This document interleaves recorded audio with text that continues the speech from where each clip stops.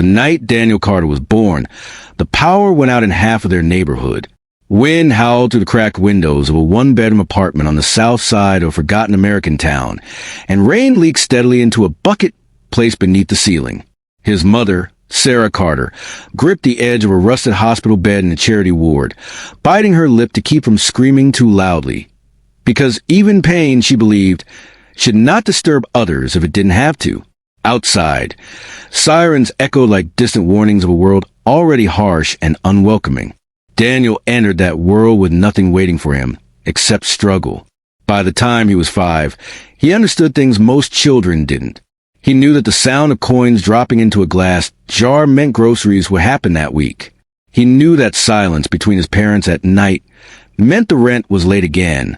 And he knew that courage wasn't something heroic and loud. It was his mother leaving before sunrise to clean offices downtown, and his father, Michael, fixing old cars behind an abandoned gas station for cash that barely covered gas itself. Their apartment smelled of oil, instant noodles, and hope that refused to die. Sarah used to kneel beside Daniel's thin mattress every night, brushing his hair back with tired fingers. "We don't have much," she would whisper, "but we have each other. And that's more than enough to start." Daniel didn't fully understand her words then, but he felt their weight settle inside his chest like a promise. School was where poverty showed its teeth.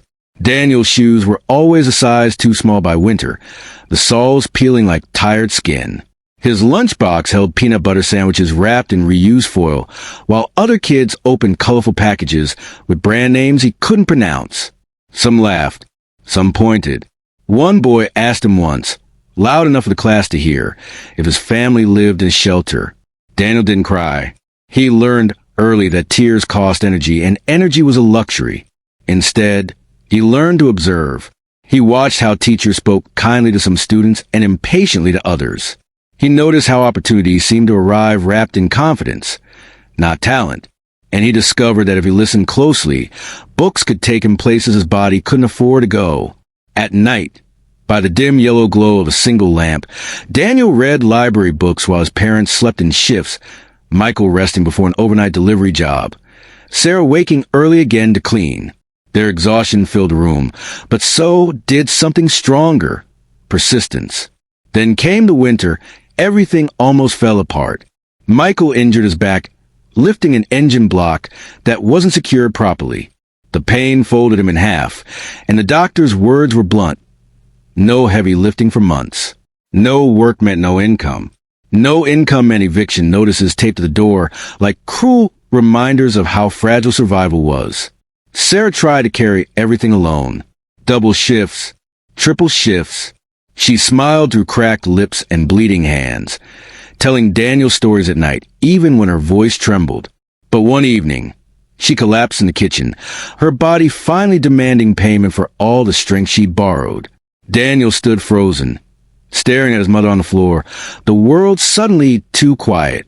He was only 10, but in that moment, something inside him hardened, not into anger, but into resolve. Sitting on the cold tiles beside her, he held her hand and whispered the same words she'd always told him, promising her they would be okay. From that day on, Daniel changed. He started waking before dawn to help his father with paperwork and small repairs that didn't strain his injury. He collected cans after school, counted change carefully, and learned how to stretch $5 further than it should ever go. His childhood shrank, replaced by responsibility, but his spirit grew sharper, steadier. Years passed like that. Quiet battles fought in grocery aisles, victories measured in paid bills and warm meals. Daniel grew taller, thinner, stronger. Teachers began to notice his focus, his hunger to learn. One of them, Mrs. Reynolds, slid a scholarship application across his desk one afternoon and said, "You don't see it yet, but you're carrying something rare. Don't waste it." Daniel took that paper home like it was made of glass. The night before the deadline, the apartment was silent except for the scratching of his pen. His parents watched from the table, afraid to interrupt. When he finished, he didn't smile. He just exhaled long and deep, as if releasing years of hell breath. Weeks later, a letter arrived. Daniel held it in his hands, fingers trembling, the envelope lighter than it had any right to be. His mother stood beside him, eyes glossy, his father leaning heavily on the counter. For a moment, no one spoke. Then Daniel tore it open, scanning the words, his heartbeat pounding in his ears. He looked up slowly, disbelief and something like fear mixing on his face, and said, I think this changes everything. But none of them yet understood how much was about to be tested. Because opportunity doesn't arrive gently for families born into poverty. It arrives demanding sacrifice, choice, and a kind of courage that would soon force Daniel to decide who he was willing to become, and what he was willing to leave behind, as the weight of his family's hopes settled fully onto his shoulders. Right as an unexpected knock at the door shattered the fragile calm of that evening, and brought news that would threaten to undo everything they had fought so hard to build. The knock came again, harder this time, sharp enough to make Sarah flinch. Michael pushed himself upright despite the pain in his back, instinctively placing himself between the door and his family. Daniel folded the letter and slipped it into his pocket, his heart pounding as if it already sensed that good news never traveled alone in their world. When Michael opened the door, the hallway light spilled in, revealing a woman in a gray coat holding a clipboard, her expression trained into professional neutrality. She spoke calmly, rehearsed, explaining missed payments, rising arrears, and timelines that felt brutally short. Her words were polite, but they landed like blows. 30 days. Maybe less. The apartment they'd survived so much inside was no longer safe ground. After she left, silence filled the room, thick and suffocating. Sarah sat down slowly, pressing her palms together as if praying, though no words came. Michael stared at the floor, jaw clenched, the shame heavier than his injury. Daniel stood there, the scholarship letter burning against his chest, suddenly unsure whether it was a gift or a curse. That night, sleep refused to come. Daniel lay awake listening to the sound of the building, the distant argument through thin walls, the clank of pipes, the city breathing uneasily. His mind raced through numbers, options, and possible solutions. He knew what the scholarship meant. Tuition, dorms, books, a chance out. But he also knew what leaving would do to his parents now, when they were standing on the edge. At dawn, he made a decision without telling anyone. Over the next weeks, Daniel pushed himself harder than ever. He took on a part-time job at a corner store, stocking shelves until midnight and studying during breaks. He helped his father navigate disability paperwork and negotiated payment plans with utility companies, speaking in a steady voice that surprised even himself. Sarah watched her son move through the world with seriousness that didn't belong to someone his age, pride and heartbreak twisting together inside her. One evening, she found the scholarship letter hidden inside a drawer. She didn't yell. She didn't cry at first. She simply sat at the table, holding the paper with shaking hands, rereading it as if the words might change. When Daniel came home, exhausted and smelling of cardboard and dust, she looked up at him with eyes full of something raw. "You were going to give this up," she said softly. Daniel opened his mouth, then closed it. "You need me here." Sarah stood and crossed the room in 3 steps, gripping his shoulders. "We didn't survive all of this for you to stay small," she whispered fiercely. "We survived so you could leave." Michael listened from the couch, his face pale, his voice rough when he finally spoke. "Son, courage isn't just staying. Sometimes it's going." The words cracked something open inside Daniel. The weeks before departure were brutal and beautiful all at once. They sold what little they could spare. Sarah worked extra hours to build a small emergency fund. Michael learned to manage the house despite the pain, refusing to let his son see how much it cost him. Daniel memorized the lines of their faces, the rhythms of home, afraid that distance might erase details he needed to remember where he came from. The day he left, the bus station smelled of fuel and cheap coffee. Daniel hugged his parents longer than anyone else, pressing his forehead to his mother's shoulder, feeling her heart race. Michael slipped a folded bill into his pocket. Money Daniel knew they couldn't afford to give. "Don't send it back," his father said quietly. "Just make it mean something." College was a different universe. Students talked about vacations, internships arranged through family friends, worries that sounded like luxuries. Daniel learned quickly when to speak and when to listen. He worked nights washing dishes, mornings shelving books, afternoons buried in lectures that felt like doors opening inside his mind. Hunger followed him there too, but it was familiar, almost comforting, a reminder of why he couldn't stop. Then, halfway through his first year, the call came. Michael's condition had worsened. Surgery was necessary, expensive, risky. Daniel stood in the hallway outside his dorm room, phone pressed his ear, the world tilting.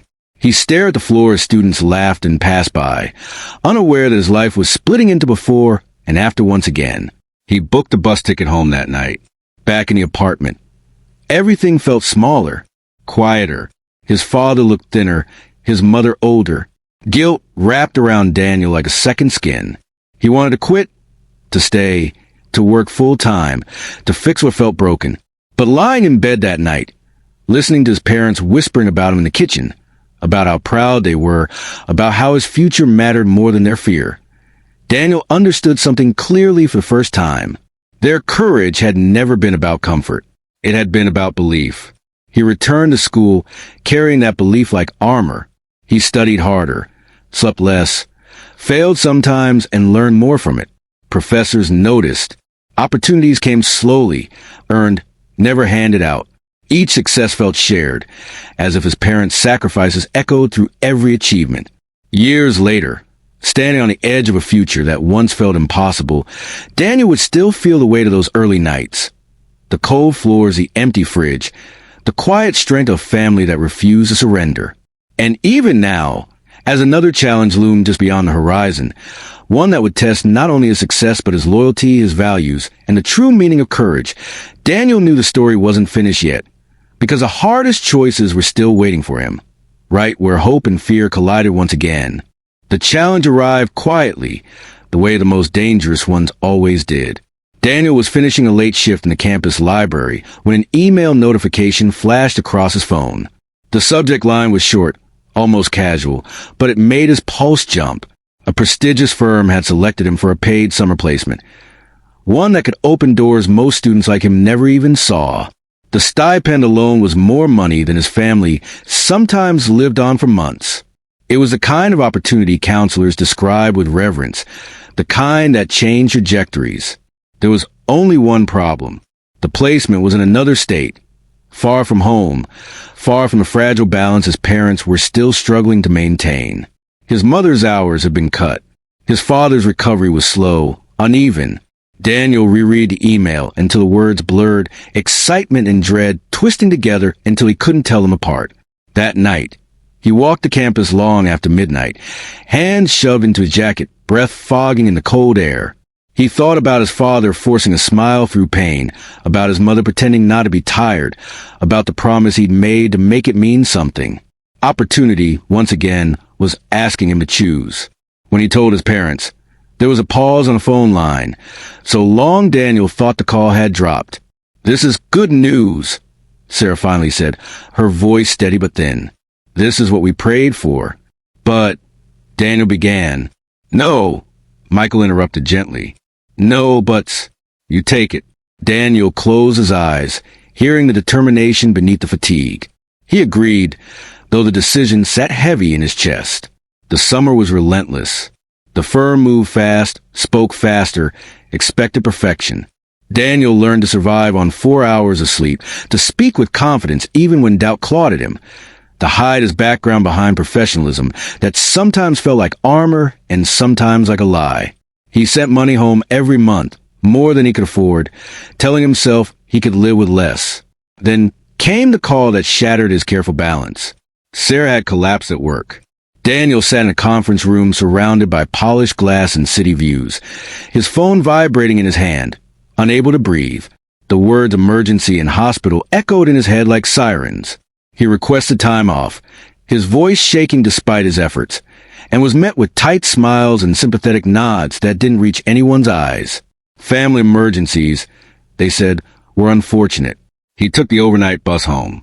The hospital smelled of antiseptic and fear. His mother looked impossibly small in the bed, her skin pale, her hand cold when he held it. Exhaustion, dehydration, stress. The doctor's words blurred together, but the message was clear. Something had to change. Sitting beside her, Daniel felt the old guilt surge back, sharper than ever. What good was success if it cost him this?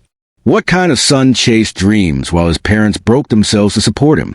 When Sarah woke, she saw the conflict written on his face before he spoke a word. "You're thinking of quitting," she said softly. Daniel swallowed. "I can't watch this happen again." She squeezed his hand with more strength than he expected. "Listen to me. Poverty taught us how to survive. But courage is teaching us how to let go." Michael stood in the doorway, leaning on his cane, eyes burning. "If you stop now," he said quietly, "then everything we endure becomes a lesson unfinished." Daniel stayed 3 days, cooking, cleaning, arguing with doctors, promising himself things he wasn't sure he could keep. Then he boarded the bus back, heart heavier but resolve harder. The firm noticed his absence. When he returned, the atmosphere had shifted. Assignment grew colder, expectations sharper. One evening, his supervisor called him in and spoke about commitment, reliability, the unspoken cost of divided loyalties. Daniel nodded, absorbing every word, refusing to explain himself. He had learned long ago that explanations were often mistaken for weakness. At the end of the summer, he wasn't offered the extension others received. The rejection stung deeper than he expected. Back on campus, Daniel recalibrated. He took on more work, applied wider, refused to let disappointment define him. Then, during his final year, a professor pulled him aside and recommended him for a research grant. Small, modest, but meaningful. Daniel accepted without hesitation, throwing himself into the work with focus sharpened by years of struggle. The project gained attention. Slowly, doors opened again, different ones this time, less glamorous but more solid. Daniel graduated with honors, his parents in the front row, his mother crying openly, his father standing as tall as his body allowed. When Daniel's name was called, the applause sounded distant compared to the roar inside his chest. After the ceremony, Michael hugged him and whispered, "You carried us farther than you know." But life didn't pause to celebrate. Within months, Daniel was offered a full-time position in a city far from home. Stable pay, benefits, security, everything they'd once dreamed of. He sat in his childhood apartment, offer letter in hand, looking at the familiar cracks in the walls, the table where so many decisions had been made. Sarah watched him carefully. "This time," she said, "the choice is different." Daniel understood. Leaving now wouldn't mean abandonment. It would mean foundation. Still, the weight of distance pressed hard against his chest. As he packed, his phone buzzed with a message from an unknown number. Short, urgent. It referenced a research project, hinted at interest from an unexpected source, and asked for a meeting soon. Daniel stared at the screen, sensing once again that just as he reached solid ground, the world was preparing to test him in a new way, one that would challenge not just his resilience, but the very values shaped by every sacrifice his family had ever made. As the future leaned closer, demanding an answer he wasn't yet sure how to give, Daniel replied to the message before doubt could talk him out of it. They met 2 days later in a quiet cafe near campus, the kind of place where conversation stayed low and private. The man waiting for him looked ordinary, mid-40s, plain jacket, careful eyes, but there was something deliberate in the way he spoke, as if every word had been chosen long before it was said. He introduced himself as someone connected to a nonprofit research consortium, one that partnered quietly with government agencies and private institutions. "We've been following your work," the man said, sliding a thin folder across the table. "Not just the results, the pattern, the way you think." Daniel listened, wary. Praise had always arrived with conditions in his life. The opportunity he described was unusual.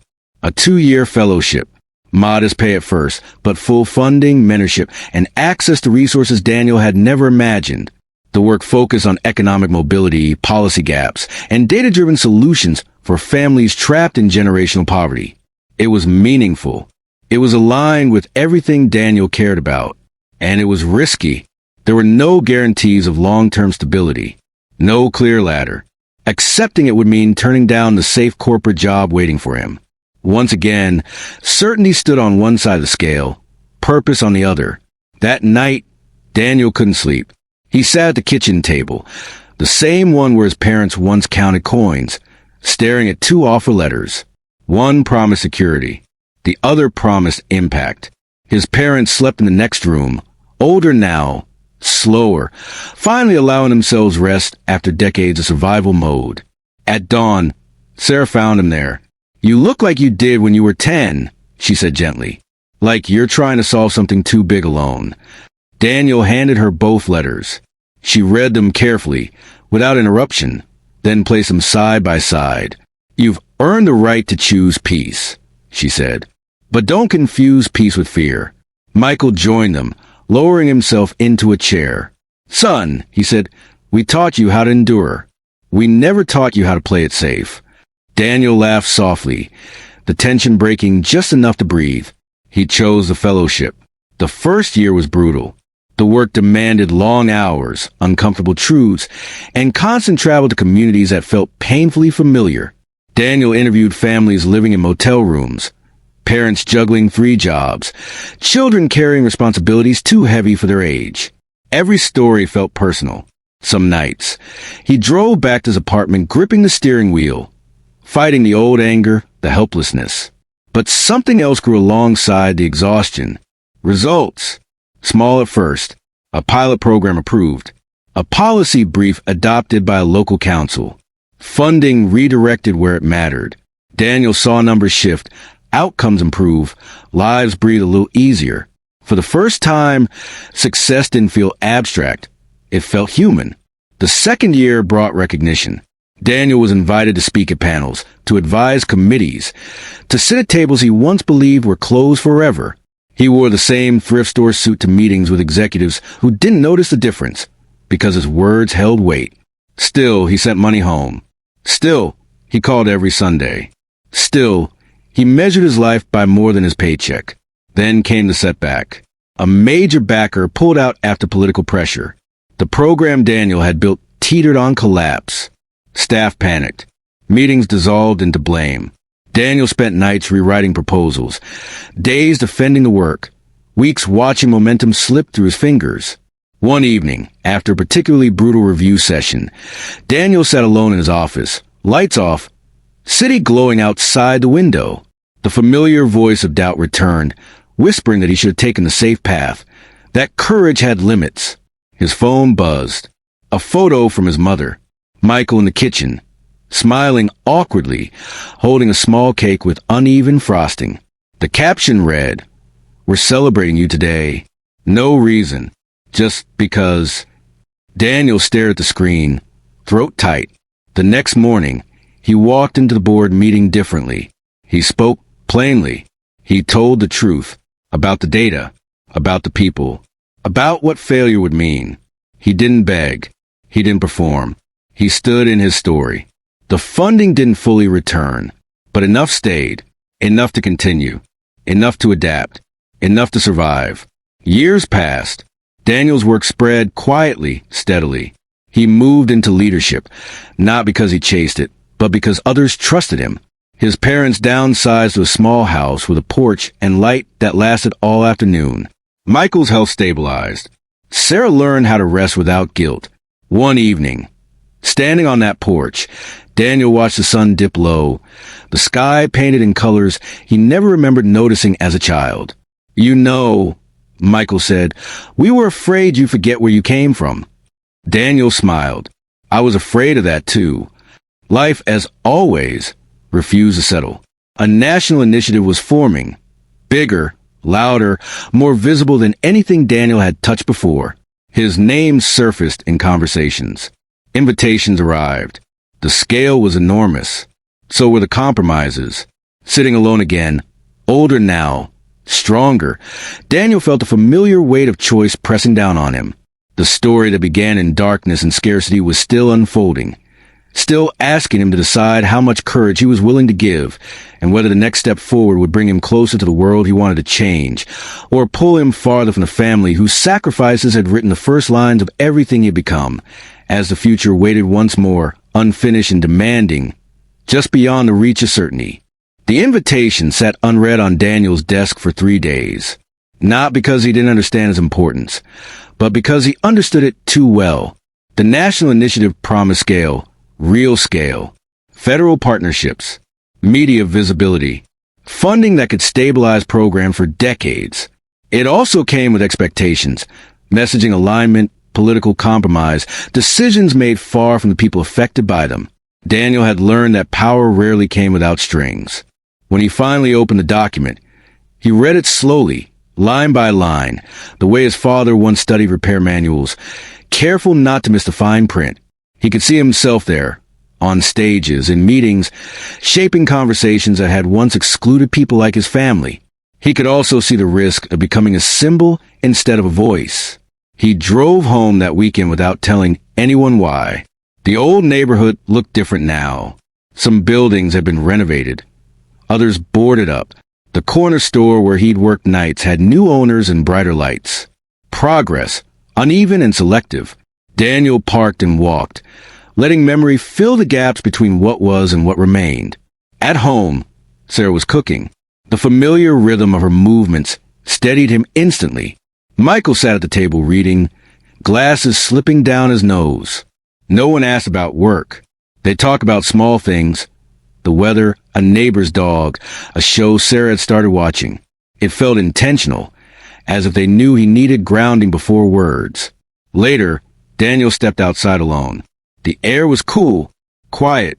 He remembered standing on similar nights as a boy, wondering what his life would become, promising himself he wouldn't waste it.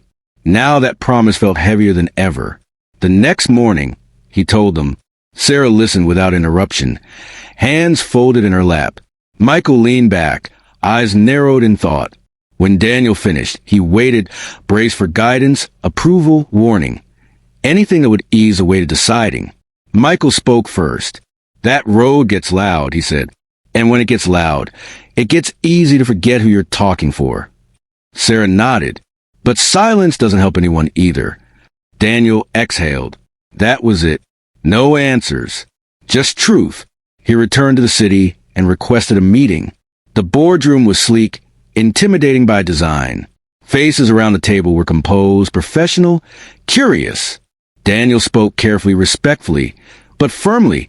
He asked about safeguards, about accountability, about whether voices from the margins would truly matter once decisions scaled upward. Some answers satisfied him. Others didn't. We believe in balance, one executive said smoothly.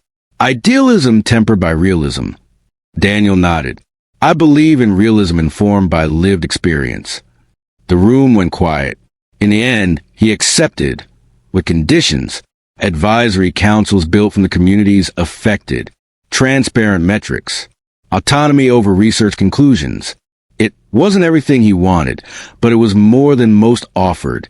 He knew compromise was inevitable. He also knew his boundaries. The initiative launched to cautious optimism. Suddenly, Daniel's days filled with interviews, briefings, travel. His name appeared in articles. Old classmates reached out. New critics emerged just as quickly. Praise felt dangerous. Scrutiny relentless. He learned to read headlines without letting them define him. Then came the backlash. A policy recommendation sparked outrage from groups who felt threatened by change. Social media boiled.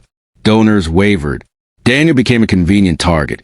His background framed as either inspirational or suspect, depending on who was speaking. One night, after a particularly harsh segment aired, Daniel sat alone in his apartment, lights off, television dark. The noise of it all pressed in, louder than poverty ever had. Back then, the struggle had been simple. Survive. Now, it was tangled with perception, narrative, power. He called home. Sarah answered on the second ring. She didn't ask what was wrong. She just listened as Daniel spoke, quietly, honestly, about fear, doubt, the exhaustion of carrying expectations that felt endless. You don't owe anyone perfection, she said. You only owe the truth you know. The work continued. Some initiatives succeeded. Others failed. Daniel learned to sit with both. He built teams that argued openly, questioned assumptions, refused easy answers. He pushed back when messaging drifted too far from reality. Sometimes he won. Sometimes he didn't. Years passed almost unnoticed. The movement outgrew him in some ways. That was the goal, he reminded himself. Still, letting go was harder than building. Younger leaders stepped in, brilliant, impatient, necessary. Daniel shifted roles, mentoring, advising, resisting the urge to control. One afternoon, while reviewing reports, he paused at a familiar statistic. Childhood mobility in certain districts had improved. Graduation rates ticked upward. Housing stability increased. Not miracles. Progress. He closed his laptop and leaned back, eyes burning unexpectedly. That evening, Daniel drove to his parents' house again. Michael was on the porch, older, quieter, watching the sky. Sarah joined them with 3 glasses of lemonade. "You did good," Michael said, without ceremony. Daniel shook his head. "We did." The phone buzzed in his pocket. Another message. Another proposal. Another choice forming on the horizon. Daniel didn't check it right away. For once, he let the moment breathe, because the story that began with darkness and scarcity had never been about arrival. It had always been about movement. Forward, uneven, demanding. And Daniel knew, as the light faded and tomorrow waited patiently beyond the porch, that the next chapter was already beginning, asking not whether he was ready to stop, but whether he still had the courage to keep going, even as the path ahead curved into uncertainty, carrying with it consequences, responsibility, and a truth he was only just beginning to understand. Daniel didn't check the message until the next morning. Sunlight spilled across the porch floor, soft and golden, touching the worn where his parents had spent countless evenings just breathing through another survived day. He sat there alone with a cup of coffee gone cold, phone resting in his hand, realizing something quietly profound. For the first time in his life, urgency did not own him. Poverty had once dictated every second. Fear had once decided every move. But now, he had learned the rarest skill of all, choosing without panic. When he finally opened the message, it was what he expected. Bigger reach, national spotlight, a role that would define not just programs, but narratives. Daniel read it once, then again, and then set the phone down beside him. He closed his eyes. Memories came uninvited but welcome. His mother on the kitchen floor, refusing to quit. His father handing him money he couldn't afford to give. The scholarship letter. The bus rides. The hunger. The nights when courage felt heavier than fear. None of it had been wasted. None of it had been accidental. Daniel realized something then that no award, no title, no platform had ever taught him. Success was not distance from where you started. It was loyalty to what shaped you. He walked back inside, sat at the table where so many decisions had once been made with shaking hands, and wrote his response. It was respectful, clear, honest. He accepted a role, but not the one they expected. He chose influence over spotlight, substance over status. He chose to remain close enough to ground to hear real voices, far enough from power to challenge it when necessary. When he hit send, there was no rush of adrenaline, just calm. Weeks later, Daniel stood in a community center that smelled faintly of coffee and fresh paint, listening to a young woman speak about starting a program inspired by research he had once helped build. She talked about her childhood, about eviction notices, about parents who never stopped trying. Her voice shook at first, then steadied. Daniel didn't interrupt. He didn't correct. He didn't claim credit. He smiled. That night, he drove home under skies scattered with stars, thinking about how strange it was that the boy who once counted coins on a kitchen table now measures life by moments like this. Quiet proof that cycles could bend, that stories could change direction. At his parents' house, the lights were on. Sarah was waiting with dinner already warm. Michael asleep in his chair, television murmuring softly. Daniel covered his father with a blanket and sat beside his mother. "You look lighter," she said. "I am," Daniel replied. They ate slowly, talking about nothing important and everything that mattered. After dinner, Daniel stepped outside alone. The night air was cool, familiar. He thought about the millions of families just like his once was, working, hoping, enduring in silence. He knew he couldn't save them all. He also knew that wasn't the point. Courage had never meant fixing everything. It meant refusing to look away. Years from now, Daniel's name would fade from headlines. Programs would evolve. New leaders would rise. And that was exactly how it should be. Because legacy, he had learned, wasn't about being remembered. It was about making room. As he stood there, phone buzzing again in his pocket, Daniel didn't reach for it. He looked instead at the house behind him, at the quiet miracle of parents who had given everything without ever asking for recognition.